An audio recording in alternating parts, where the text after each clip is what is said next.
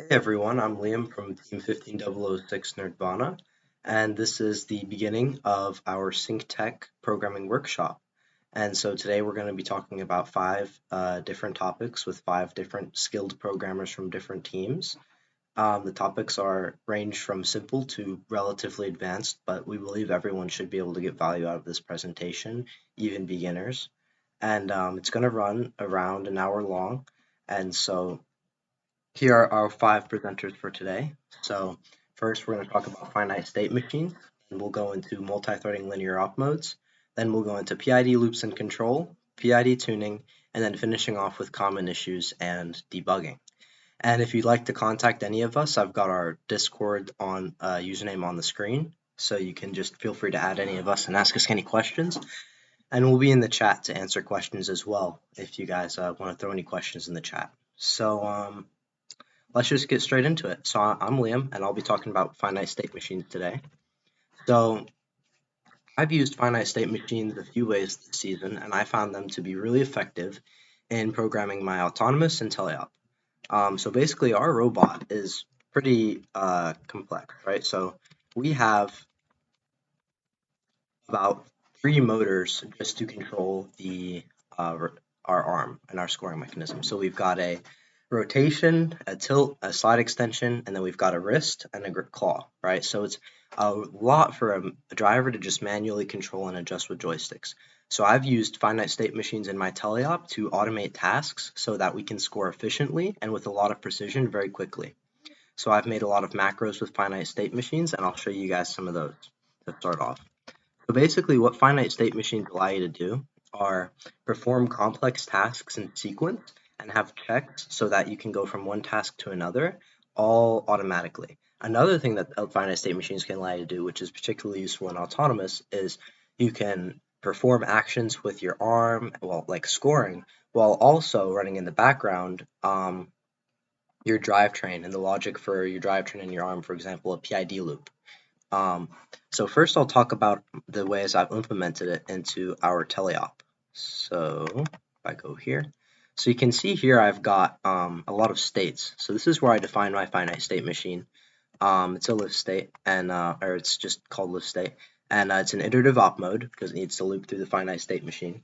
And so here I've got my first state. If I scroll down, I can show you. I've got all my constants defined here. So medium pole right, dot rotate drop. So these are all values for different kinds of poles based on where you are in the field. And I use this to use all my macros so I can score on all the poles no matter where I am, basically, right, from multiple perspectives, instead of having to control the rotation and the tilt and all that manually. So this makes it really easy, quick, and efficient to score with a really fast, really complex robot. And this has allowed us to put everything on one driver, which has worked out really well for us, contrary to some opinions that will say you definitely shouldn't have everything on one driver. So here you can see is where I define all my basically what pole I'm scoring on, right? So I've got if you're doing the right bumper and you hit Y, then it goes to high pole right. If you're doing the right bumper and you do B, it does the medium pole right. If you're doing the left bumper and Y, it's high pole. Left bumper and B, it's medium pole, all that stuff. So these are just constants, right? So the rotation ticks, the slide ticks, the tilt ticks for all those different poles, right? So let's actually get into the finite state machine. So here's why and start my switch my finite state machine. And the first thing I do at the beginning is I always just tilt the wrist, right? But besides that, let's get into the actual meat of it, right? So what basically it allows is, so I always start off in the grab new swings case, right? And that does the tilting, right? And then if this slide is completely retracted, right, then I can open the claw, right? And so this is like the initial position, right? So this is when you click in it and play in your teleop, right? And then basically I have it. So once you click A, it automatically rotates and tilts to the collect from whatever macro you've hit, right? So if I do the left side high pole macro, the collect and rotate and tilt encoder ticks will be different. So I have those all pre-programmed in based on whatever you click, right? So it rotates until it's at the same time. It's all automatic, right? And then if the rotate is close enough, then it'll extend the slide, right? Because if it extends the slide too early, it's going to smack the cone. So you can do these kinds of checks, right? But everything's working automatically. I've only clicked A and it's doing all these things, right? So this is a really great thing to implement if you have a complex robot in your teleop. The one downside of finite state machines, well, I'm sure there's a few, but one of the downsides is it leads to a lot slower loop times because they are kind of inefficient. It checks, am I in this case? Okay, no. Goes to the next case. Am I in this case? Okay, no. And so it can really slow down your loop times, but that's not really something I've encountered an issue with. I've still been able to do everything very quickly. I'm sure if I got to too many cases, my loop times would be affected drastically enough that I would have to, reconsider my decisions. But I'm only at 12 cases right now, so pretty great and still super fast. So anyways, and the PID logic, because every time you loop through, it needs to update that PID logic for your set target positions. That all still works great, even though I'm using the finite state machine. So don't be too scared if people tell you don't use a finite state machine because of slower loop times. Don't be too scared of that. So anyways, so it does all this automatically, and that automatically goes to the next state, right? And then basically in that state, right, if I'm doing A and X, right, then I can grab the cone, right? So basically it sits there all ready for me with the claw open, right? And then I just need to make sure it's lined up with the cone, and then I smack the button, right? And then it automatically closes it, right? And I've got a timer, right, running. So the timer, since the servos don't have encoders on them, you can't do close a servo and check if the servo ticks are within a certain range. You can't do that, right? Because servos don't have encoders on them. Now, obviously, you can add encoders, but we haven't done that. So how I do it is I know that the servo is always going to take about 4/10 of a second to close, and so I count that time, right, in my lift timer. I reset my timer here, right, and then it goes to the next state, claw close, right, which is over here, and then once that timer is greater than 0.4 seconds, then it sends me to drop cone, right, and in there, that's when I retract my slide, and so that way I always have that 0.4 second timer, so there's no worries. As long as the cone's in it, when I hit the X, there's no worries about it missing. So it pretty much automates a lot of the pickup, right? And then it's automatically tilting back or retracting the slide and tilting.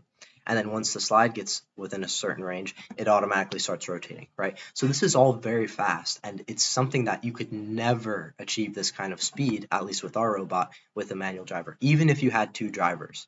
It's just too many motions, right? And it makes, once you've got the robot driven, like on the right spot on the foam, it makes everything, all the scoring mechanisms extremely accurate and fast, right? Because it's always going to go to those same ticks every time. So you can really get in a groove, and I can just score cone after cone after cone, right? And with all my different macros, right, then I can instead, okay, I'm going to rotate to the medium pole, drop there, go back and collect.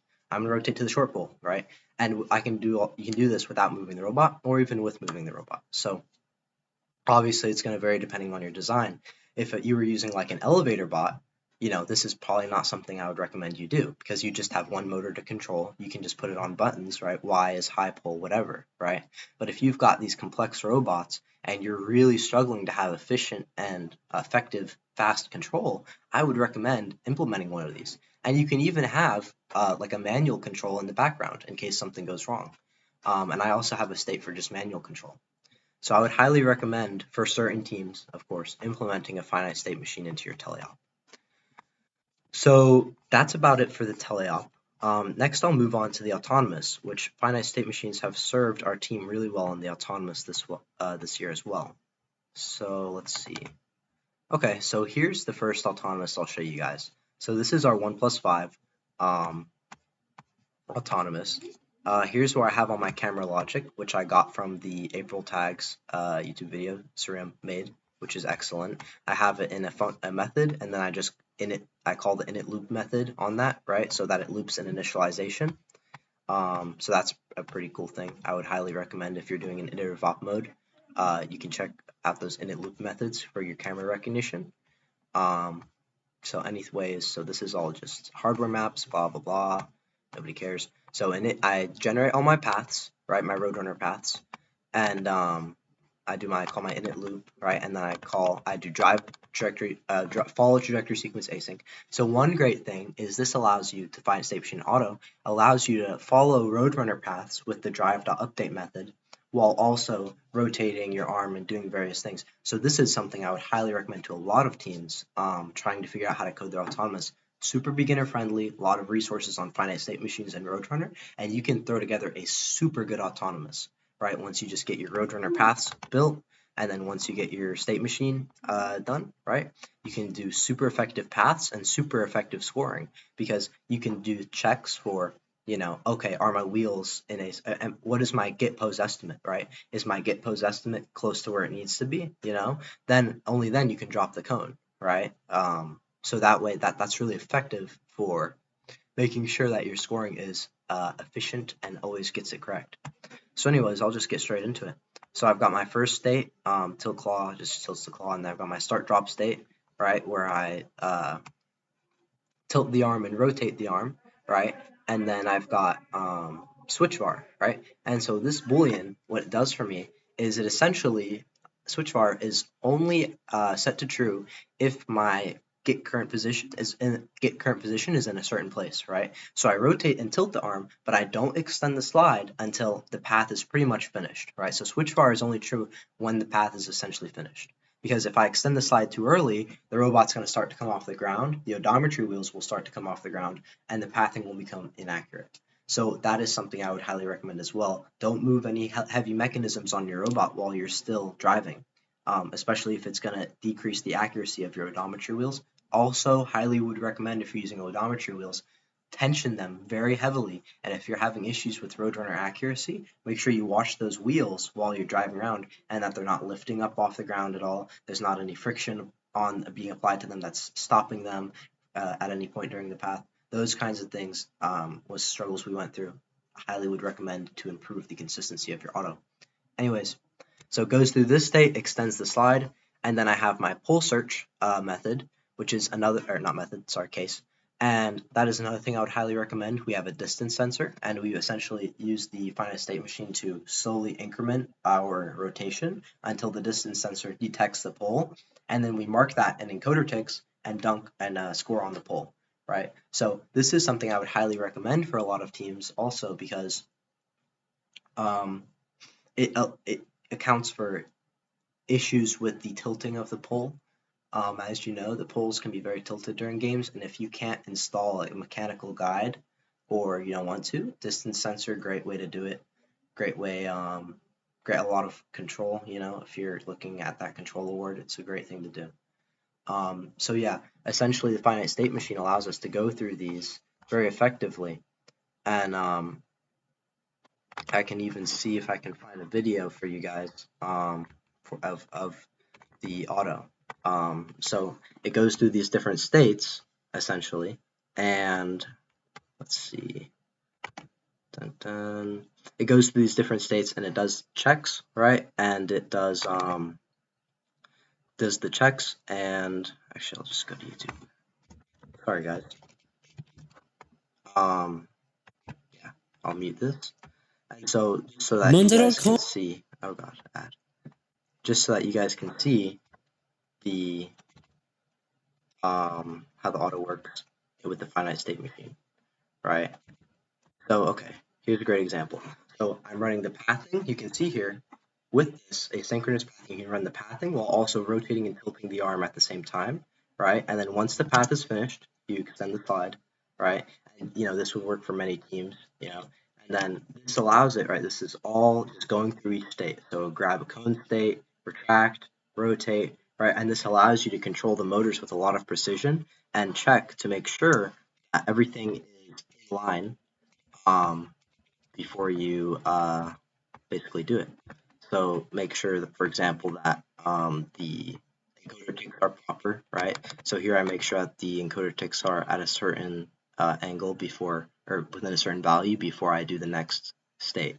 And so this is something I would highly recommend to a lot of teams, super effective.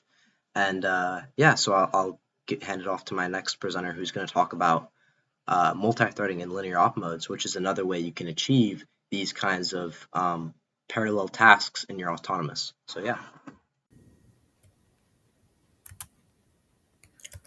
Hello everyone, I'm Santosh Kilage from Team 20744 24 Carat. We're from Kent, Ohio. Today I'm going to be telling you guys about multithreading. So first you have to understand what multithreading is and why you should use it, or where you would use it. So multithreading is essentially when you run multiple things at the same time. You've probably seen this before, but just didn't realize that you were using it. So for an example, most robots this year would have an intake and a lift, so we're just going to go with that for now. Essentially, without doing multi-threading, you'd be running the lift and then using the intake one after another sequentially. This is where you either use just normal time-based maneuvers, or if you would use a finite state machine, either of those could accomplish that. However, multi-threading lets you do multiple things at the same time, and it's also much more memory efficient. So that's the main reason why you should do it. One, you can use it in a linear op mode, which is way easier for a lot of people. And two, you can just run multiple things at the same time. So let's just get into it.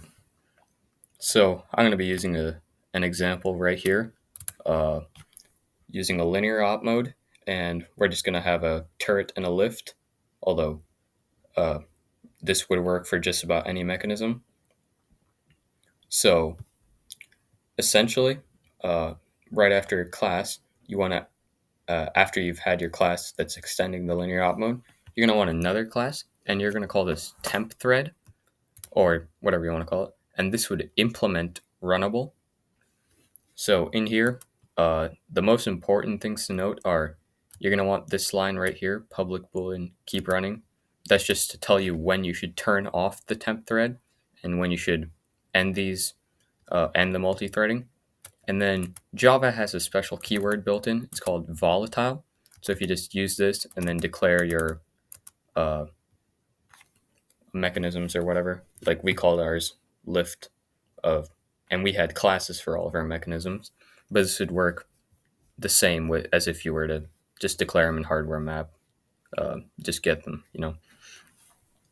So inside of your class, you're going to have a constructor, and you don't need any accessors or mutators. You can just turret equals t, whatever, And then inside of this class, you're going to have a run method. And while it's supposed to be running, you're just going to tell it to, we used our update functions. However, this would be essentially just tracking the position of these mechanisms so that you can keep them accurate if you're using a PID or whatever. And then outside of this class, once you've already developed those, you're going to want to, again, declare the same thing, volatile, turret, intake, lift, whatever mechanisms you have. This might seem unusual that you're doing it twice, but that's because this class is actually a separate class. It's just located inside of this program for convenience. And then if you go down to your run op mode, whenever you begin to use your mechanisms, for example, we have our turret and lift that we're using, immediately after that, you're going to want to write temp thread.keepRunning equals false. Essentially, you're telling it turn off the multi-threading and then restart it for the next maneuver. This is how you can add separation.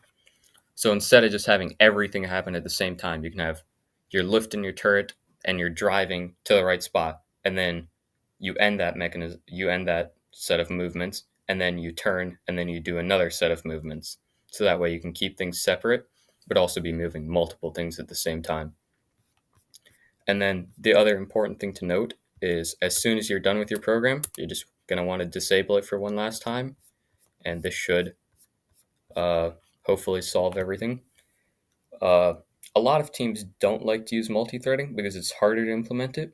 But once you do learn how to do it, it's simply just these few lines of code at the beginning, and then you just have to remember to turn it off after every set of movements. There's multiple ways to do multi-threading. This is, in my opinion, the easiest one, but this really depends on what your team wants to do. But yeah, that's about it.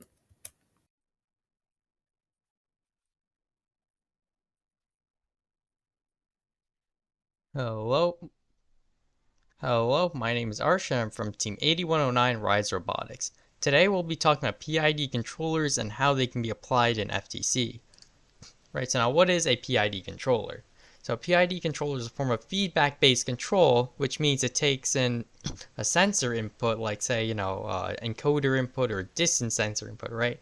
And it feeds it back into the controller that will, affect the output of the controller, right? And in this case, for a PID controller, right, what the purpose of that is to take the system and make it approach a certain target and stay there, right? And so now, how does this controller work? We have three different terms, right, the P, the I, and the D, and we can add them together as shown in this equation here, and we can get our output, which we can input into our motors. And so to understand what each term does and how it works, we're going to need to understand another word first, another term, which is this EFT here, right? And that stands for the error, right? And so now what the error is just the difference between the position and the target position. So the current position and the target position, the difference here, right, is the error, right? And the target position here is just the blue line. Current position or any of these other lines, they're just different position graphs for this, right? And so by getting the difference, we get the error, or how far away it is from its target position, basically the system at the current moment, or in this case it'll be most likely your robot, right? And so here's a graph of our error, right? And we'll be using this to help analyze what each component does, right? So now the first part, the proportional term, right? So this adds on the error, or adds on a number proportional to the current error, right? So what this does is that basically when the error is big, the output is big, right? And when the error is small, the output is small, right? And so basically when you're really far away, right, it's it makes it really fast, right? Because it's really far away, big error, right, makes it go much faster towards the target position. Small error, it slows down a lot, right? And so this is the main driving force of our PID, right? And this does the main work, and the latter two are more of help fine tune it to make it more accurate and more consistent and more robust, basically, right? And so now the other two terms, the integral and derivative terms, those are calculus words you might recognize, right? And so if you haven't taken calculus yet, it's okay. You don't actually need to know calculus to really be able to do this, but I'm just gonna quickly go over it just so it's good to know, I suppose, if you're interested. If not, if you don't understand any of this, it's fine, right? But just all you need to know is that when I refer to the word integral, I just talk about the area under the graph, right? And when I'm talking about derivative, I just mean the rate of change at a single point, how much is it changing instantaneously, right? That's just when I talk about derivatives, instantaneous rate of change. When I talk about integrals, area under the graph. That's all you need to know, right? And if the rest glosses over you, that's okay. So now I'm just going to explain what an integral is, right? So as I said, it is the area under the curve, right? But as for how we're finding that with our integral, right, we'll start with this one on the right here, this equation, which is the summation of this f of x times delta x is, so basically the summation of all these terms, right, over here, right? You can see we have an f of x here and a delta x here, right? And we have a bunch of them, right? For each delta x, basically, in this graph, right, between two different bounds, right, we can basically get all these rectangles here. We can add up the areas because length times width, delta x times f of x. F of x is just the height, right? And so we add up all these rectangles, and that will give us an approximation of the area. And basically, the smaller this delta x is to 0, the more accurate the approximation, right? Because these triangles get smaller and it fits this graph better and better, right? And so basically we can get a good approximation of what the area under this graph is by using this, right? And so what this means is basically as this triangle, this delta x, I just call delta a triangle. Anyways, as delta x approaches 0, right? It becomes, basically, a whole smooth curve, basically, right? And that's what this is saying.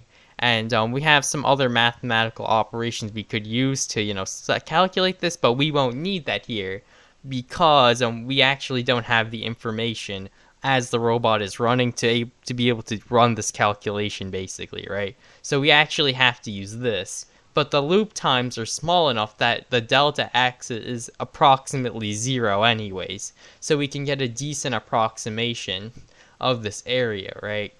And actually there are some ways to, improve this approximation if we only have approximation available to us. Like, instead of using rectangles, we can use like trapezoids or something to get it to fit better, basically, to each graph, right? So this is like our delta x, right? And so we fit it to the actual curve. Yep. And also just when it's up here, it's the area under the curve is positive. When it's below the graph, right, it's not infinite, right? No, we just get it bound to this line, right? It's negative in this case, basically. Positive, negative, so it can go in multiple directions.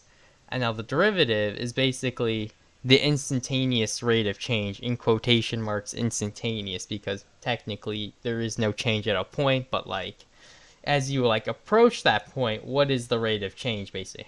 How much is it kind of trying to change at that one point, basically? So you have, a difference here, you have this, that's your difference in x, right? And as this difference becomes smaller and smaller, you go from an average rate of change to more instantaneous rate of change.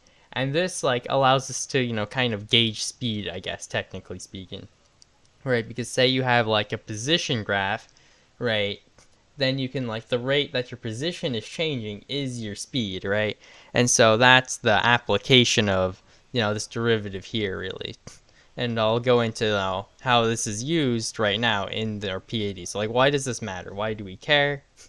Right, so for our integral, right, we have our E of t graph. So this is basically the area under the graph, right? And so its output is basically, how much area is under here, right? So when the area is big, right, it makes a big output, right? So because that means there's a big error, right? The graph is big, right? So it needs to give more output so it can approach the set point here, right? And it'll accumulate over time, since keep in mind we're not getting the integral of the whole graph. We don't have the whole graph when we're running the robot, right? We're just getting the actual error, right? So we're just subtracting our current from our target position, right? So we have this, and we have our accumulated blocks, so of each individual trapezoid, like I mentioned earlier, or each individual rectangle. We have that added up here, right? And we have how much the integral is at that specific point, right? And so we can see if it's up here, it goes much faster because the integral is bigger, right? So it gets sent down here, right? But say if the integral is smaller, say it's really close, right? The integral isn't increasing very much from here to here, right? That area difference isn't much greater, so it doesn't change very much, right? And so so it's very small. It doesn't have much of an impact if it's close to the target position, right? So this is more of an accumulation term, right? That over time it helps push it to the target position, right? And so now we have the derivative term, the third term. So this one, as I mentioned earlier, is the instantaneous rate of change, right? And so this point, right? So now here, right, you have this, right? So now you see this graph, right? It's downward sloping, which means that the rate of change is always negative, right? And so that means it's subtracting from these two terms, right? Because these two are positive, this one is negative, it subtracts from these two. And so now, with that, right, when the rate of change is big, it gives a big negative number, and when the rate of change is small, it gives, a small negative number, right? So it like has a lower impact on this, when it's like, when it's going smoothly, when it's going, at a decent speed, and when it's going at a fast speed, it's gonna have a big impact, right? And so it'll like smooth it out, make it a bit slower, and give it some velocity control, basically. That's the purpose of our D controller here, the derivative term. And when we add these three up, we get our output, our motor, what we put into our motor, except, as you may have noticed, these three terms are in like completely different units, and it might just like, and if you just add them all up together, it will give you a random number, right? But what you can do is you can multiply each component by a constant that we can tune, basically, and that will allow us to scale these numbers to the scale that we need for our own situation. So like we need, for our motors, right, to go from -1 to 1, right? And so basically what we can do is we can multiply these so that it gets within that scale, right? And what Sriram will do actually in this video right later, right, is teach you how to like tune these different terms for your PID to get, optimal motion. Right, so now why is this useful, right? So we know what a PID is, what can we use it for? Now the most common usage for PIDs, right, are for encoder-based driving, right? So we have, our robot, it's driving, and it's able to create, roughly smooth motion. You can see how, it starts off fast, smooths out the end, right? And it's able to create relatively clean motion that's efficient and allows us to not really overshoot our target position too much, really, right? So what we're doing here, we're first taking our encoder position and we're converting it to inches. We're plugging that into our PID controller with the target position of wherever we want to go, right? And then we get the output and we take that and we put that into our motors, and then we read the encoder position and send that back to the controller, right, in a loop.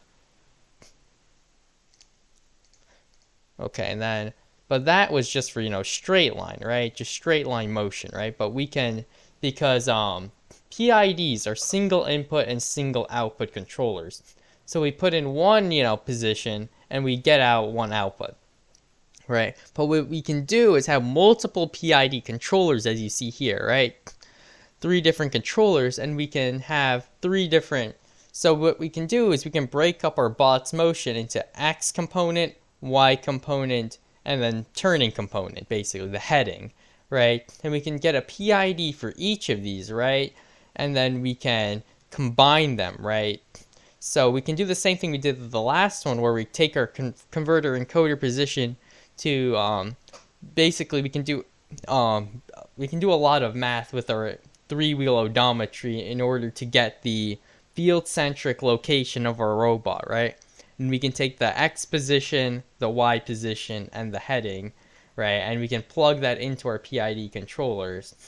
And what we can get after that, right? After that, we can combine that, and then we can input that to our motors using field-centric mechanism calculations, And, you can, it's like with your robot-centric calculations, right? You can, use angle. You can like multiply it with some angles, right? In order to, with some math is hard, right? But basically, by doing some math, right, there's a lot of resources on field-centric driving, right?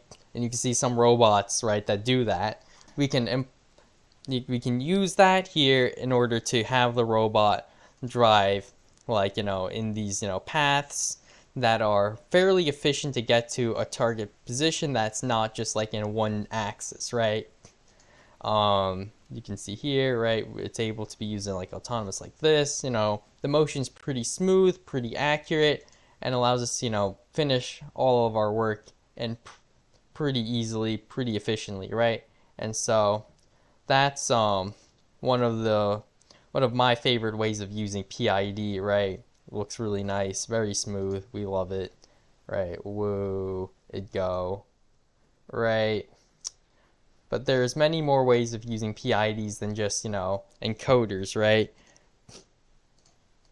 We have camera correction, for example, right? And this, basically what we have is we're using computer vision, right, to track the position of this block here, right? So in this case, I use OpenCV. I use the masking threshold, right, to, find the block. And then what I would do is I would get the X and the Y position of the block on the screen, and I would have two PID controllers, one mapping the X to the middle, right? So the target position is the middle of the screen, and the target position for the Y, right, would be the bottom of the screen, because if you think about it, when you go closer to an object, it like goes down in your line of view. Like if you pick up an object, right, and like move your head towards it, right, it will like go down in your like line of vision, right? And so we're taking that idea so that when the Y position of the object is like at the bottom of the screen roughly, well, no, that's our target. That's like where we want to be. And so you can see this, right? It's searching for the object, and when it sees the object, it, aligns itself to it, and it goes, this distance, right? And then we have this, right? And PID is not just about getting to the position, but it's also about staying there, right? So here it's always tracking the object, and it's able to, keep its position at the object, right? Relative to the object, right? It's able to, maintain its position even after we kick it. It's still there, right? It's still able to like track back to it, right? And that's like another like real benefit of PIDs, is that it's very robust, and it's able to, keep doing what it's doing and keep getting to the position we need it to be, even after it's being, put under several like situations and conditions of the environment, right? So, okay. Now we have another application, right, that we can use with our PIDs is with like distance sensors and using with the IMU. Right, so the IMU is used to, you can use it to measure angle, and we can use distance sensors to measure the distance between, points on a robot. So what we have here is basically an IMU that we first have a PID to align it to the wall, right? So that with our distance sensors, we can measure our X and our Y position, right? Or, our X and our Y position, right?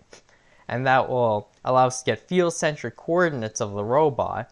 And then we're able to go with we have three different PIDs, right? Our distance sensor, IMU, and our other distance sensor, right? And we can combine that output to, have it go to the specific point here, right? Which is, there. And, it just continuously loops around until it's at that point, and it stays at that point, basically. You can see it, like, wiggles at the end to, make sure it, like, kind of gets there. That wiggle technically isn't, like, ideal, but, like, that's just fixed with better tuning, right? So PIDs isn't just for driving, right? So I've given you lots of driving examples, right? Because that's like the biggest usage of PIDs in FTC, really. But it's also extremely useful for also literally any other mechanism where you're using motor controls, really, in order to, control a mechanism, right? So here we have like lifts, right? So we have a double reverse virtual 4-bar, and then we have a slide mechanism, right? So here we have, the slide mechanism. We're using encoders to convert the ticks to heights, right? And so you can get the height of the slides, and then we have a target position up here. The slides go up there to that target position, like 20 inches from, the base of the slides, and it goes smoothly up, smoothly down using the PID controller. But one thing to keep in mind with lifts, though, is that it's always being affected by the force of gravity, right? And so now, although a PID controller is technically able to adapt to that, different condition with the environment, we want to make our motion more ideal, right? And so what we can do is we can add another thing to the end of our PID equation called a feed-forward term that's used to offset the effect of gravity. So like, if we scroll back up real quick to our equation, right, we'll just add it on to the end of here.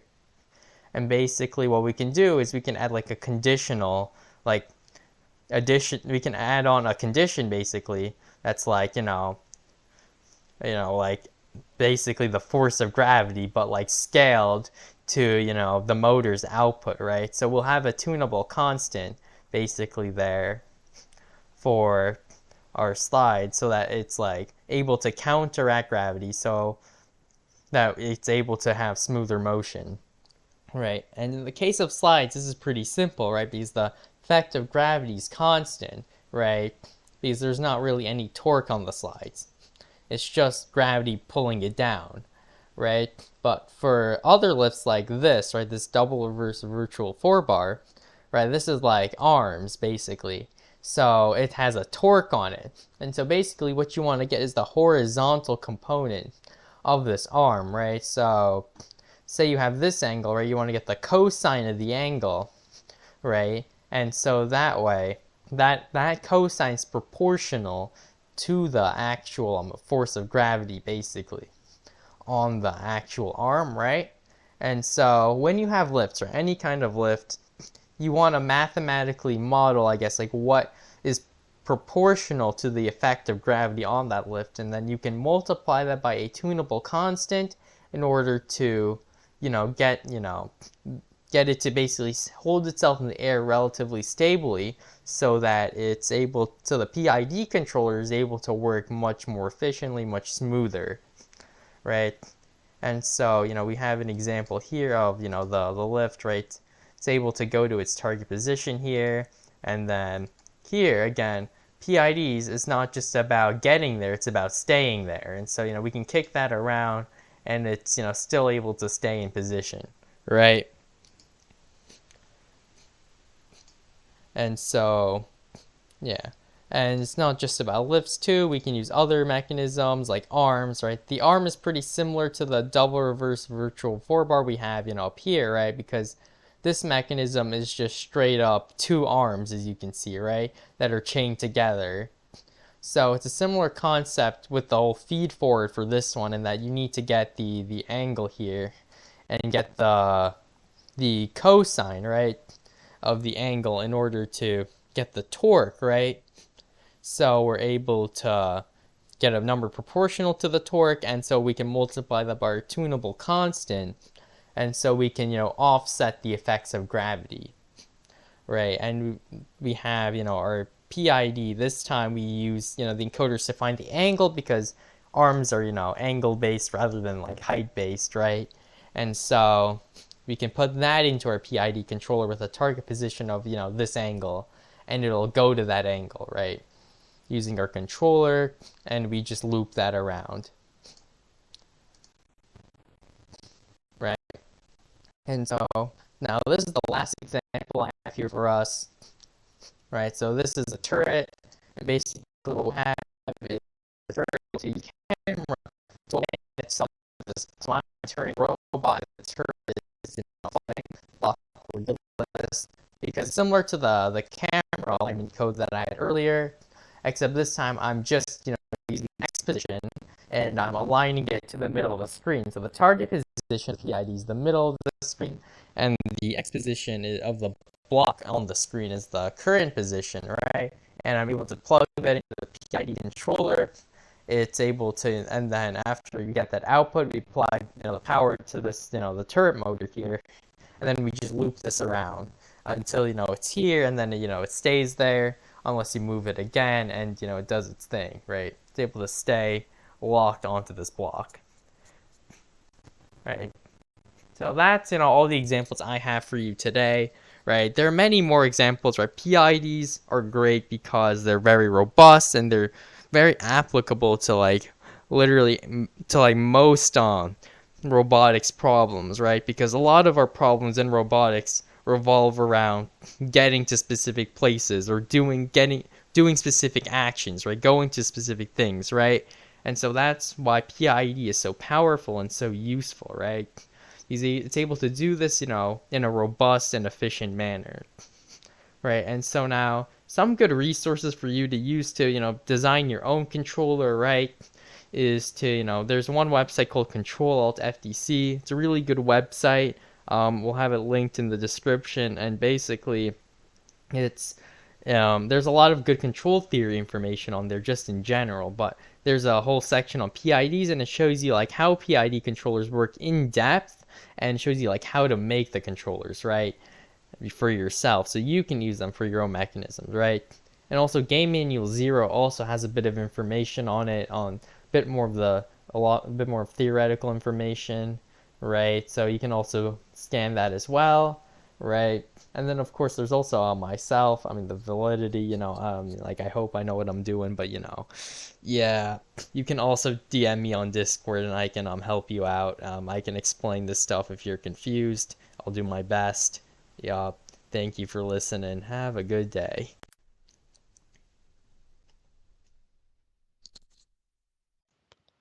Hello, I'm Sriram from 6547 Cobalt Calls, and this is how to tune a PID controller.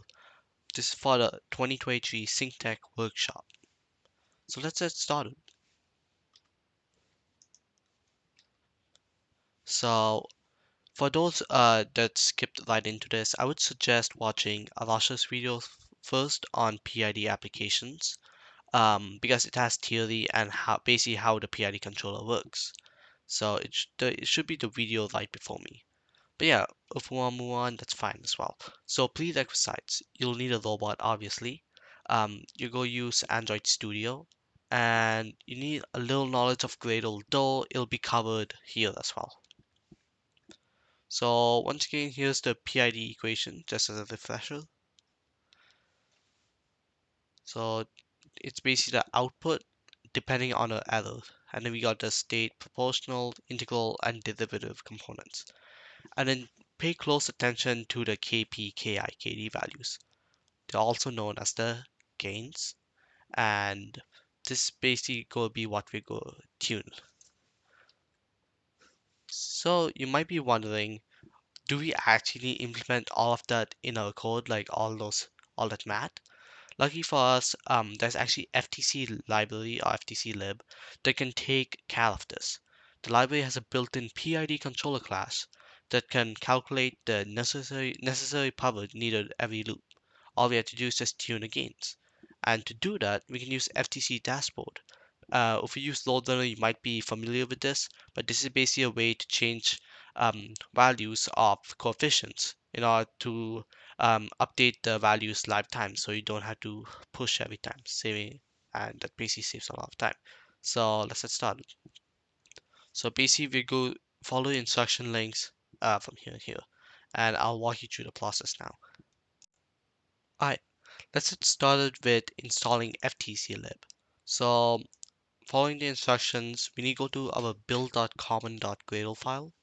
So it's going to be Gradle scripts. Make sure you're on the Android view, not the project view. So Android, build.common.gradle, and let's see.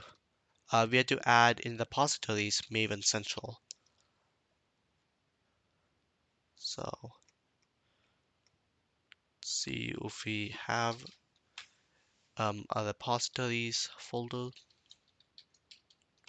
Sorry. Yep. So right here, you'll press enter, and then you're gonna add Maven Central like that. Next, you go send the minimum SDK version to 24 and multi-dex enabled to true. So that's gonna be here. So, and then we go change multi-dex enabled to true. Yep. And then after, we go make sure it's at version 1.8. So I'm sure the SDK comes with 1.17, but we want 1.8. So make sure you change this to 1-8. And then we're not going to be using computer vision. If you want, you could do this though. But yeah, now we go to the team code folder. So build.gradle team code. So it's the one that says team code here. And then here we're gonna make sure we have FTC lib installed. So go add this block of code here. And after this, just paste it here. And yeah, you could also do this, but we are not going to be using Vision yet in this tutorial. So now we just have to sync. It's going to take a few seconds. As you can see, it's downloading all the files. And after a few more seconds, it should be done. And then, yeah, on the bottom left, it should say Gradle sync finished. And then you're ready to code. Alright, now we gotta install FTC dashboard. So we'll just follow the basic instructions. So we go to build.dependencies.gradle, and then we make sure we have the Maven central, and then the Maven URL equals maven.plot.dev. As you see, it's right here. And in the dependency section, you add the implementation of dashboard. So it should be here. I already did this a few weeks ago, so you could always change it to 0.4.8, but I'll see it 0.4.5 for now. And that should be it actually. So once again, you just need to press the sync button. I didn't change anything, so nothing will really happen, but yeah. Alright, so now we can actually get started with coding. Okay, so now I made a class called PID demo in the team code module. So you can always do new Java class and then create it. So if I move it here, I already made a code, so I'll be walking through it. So first we need to have the package, obviously, but it'll come with it. But we need to have an add config. This is important because this tells FTC dashboard that it'll show it in its window when you use it to tune the values. And then add teleop as always, so it can register on your DS. And then now just call the class. It's going to extend LinearOpModes, so we'll use the LinearOpMode function basically. So now whenever you want something to show, to be able to tune, you need to make it public static double. So I created a PID and F values. We could be actually also using F here, but not as part of the PID. It's just a value to make sure that in this case our slides, which are going to be moving up, will stay at the same position because of gravity. As you know, gravity moves everything down, so we need some extra power to compensate for that. But other than that, everything else is the same. Note that if it was a horizontal slide, we would not have to use this because gravity is not pushing it down. So similarly, we create a goal and current values here, and then now we create the PID controller class. So make sure it's from FTC lib, not so basically private PID controller, and it's this one. And then obviously as always you need to create your slide, your DC motor. So then here obviously a hardware map, and you might need to reverse it as well. It depends on your encoders. Make sure there's an encoder wire on your motor by the way, because PID is a feedback loop, so it needs to know the current position. So now we go set it to the default PID values here. So we create the default object, new PID controller PID. And then this line of code is basically just telling it that you can output the telemetry both on FTC dashboard and on the gyro station. And then obviously we wait for start here. And then while the op mode is active, we'll tell it to set the PID values. But you might think this is redundant, but actually the values lifetime update. So if we change the values in FTC dashboard, as I'll show you later, it'll actually show it here. It'll actually change the values. And then we get the slide current position here, every loop.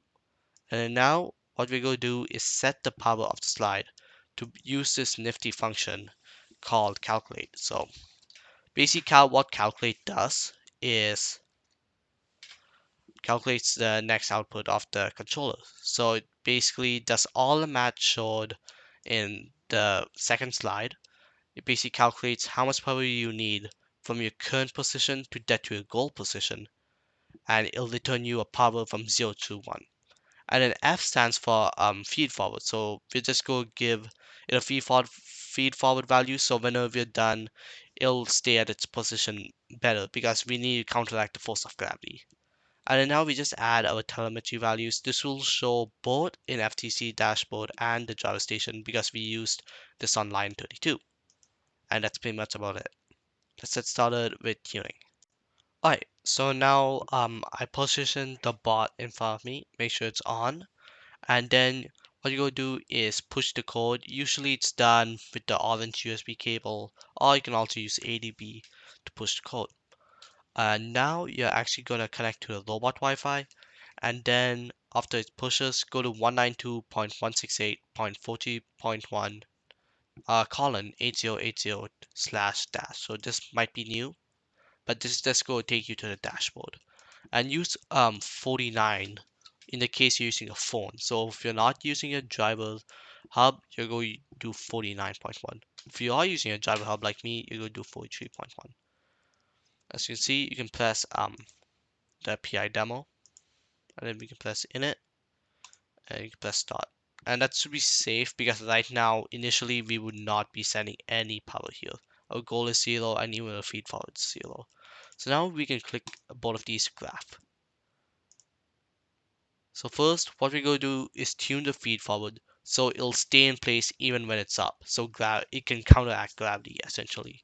So to do that, we go move it up a bit, and then we go slow it down. So now, as you can see, it's not moving. You might be able to hear a small noise, meaning the motor is trying to move. You can also, let's try 0.1. As you can see, it's not moving, and right now it's only feed forward. So it's not moving up, not down, meaning it's perfectly stabilized to our needs. So then we can set this as 0.1. No need to worry about that anymore. So now let's set a goal. However, nothing will happen because PID only matters with a goal. Right now it's just running at 0.1 power. So let's try doing a value like 0.05. Oh, did you just see that? Just the intake just went down. On a graph, we could also see that the blue line now converges or reaches the red line. So let's try another value for fun. 400, 600. Great. So what if we increase it a lot? What would happen? Ooh, you might have been able to hear that, but as you can see, there's a bigger oscillation. So the error initially is a lot larger, which might not be optimal. So let's go back to 0.05 for now. How do we lower this small overshoot essentially? You'll be increasing the D value. However, the D is really sensitive, so you gotta not use that much. So for example, if we use 0.02, look what happens. It's gonna be pretty surprising. So you can see this happens. Essentially, the D is too much, so we gotta make it lower. So let's try 0.002. I know that's really small, but it can actually help. So you can see it's staying a bit better now. Yeah, it's starting to dead. It's like by like max 10 encoders off, and you can always spend more time tuning this. For most needs for a linear side, this should be already really good. As you can see, it takes just like it's already steady state. So basically, we call this steady state, and then there's no steady state error at all, which is pretty much fitting to our needs. So let's try lowering it to 450. Yeah, this is pretty good for a feed forward graph. You can always spend more time tuning it, but I would suggest not wasting too much time because it'll be really hard to do an extremely perfect graph. Go back to 0. Yep. So that's basically how you tune PID controller using FTC, lib, and dashboard. So now you can also use this in your ARM mode. You can use the calculate function with the PID coefficients, and that should be able to let you move up and down more efficiently.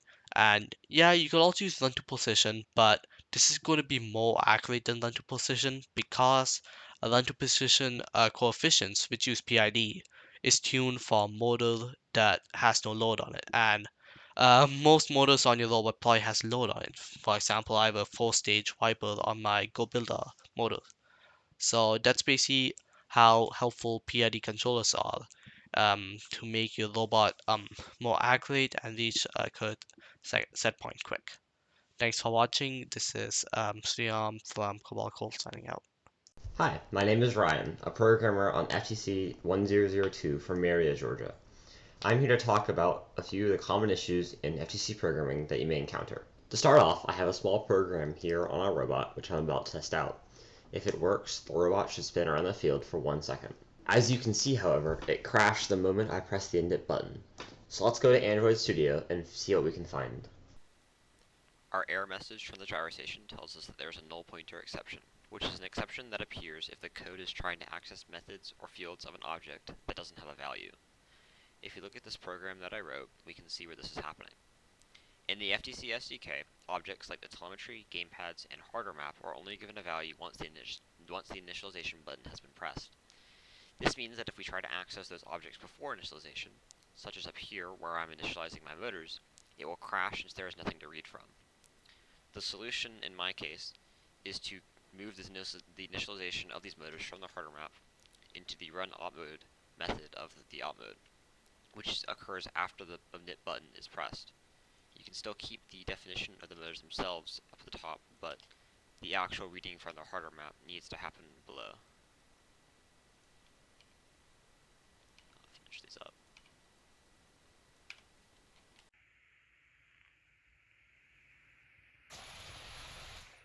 One other fairly common issue in FTC programming is the stuck and stop exception, which can also be seen as stuck and start or stuck in loop if you're using iterative opmode instead of linear. To show why this happens, we are going to change our previous program a little bit. Instead of using the built-in sleep method in LinearOpMode, we are going to use our own timer and check in a while loop to see if the time has expired. So let's create our timer object. And then we can check in our while loop to see if the elapsed seconds will only loop while the elapsed seconds is less than 5, and then do nothing inside that loop. In theory, this program should start the motors, wait 5 seconds, and then stop them. If we start the program, we can see that it turns for 5 seconds as expected, and then stops. But now let's try starting the program and stopping it before it's finished. We can see now that we get an error on the driver station. So let's go see how to fix that. The issue here is that during this while loop, there is no way for the program to stop itself should the stop button be pressed. The robot controller app will recognize this and will let it go for up to about a second, and then it will forcefully stop the program and give an error. To solve this problem, we can add a second condition to our while loop with the AND operator. This will check the built-in method in LinearOpMode called opmode is active, which returns true if the opmode is in the loop phase. If the stop button has been pressed, this will return false, and the while loop will break out and end our program.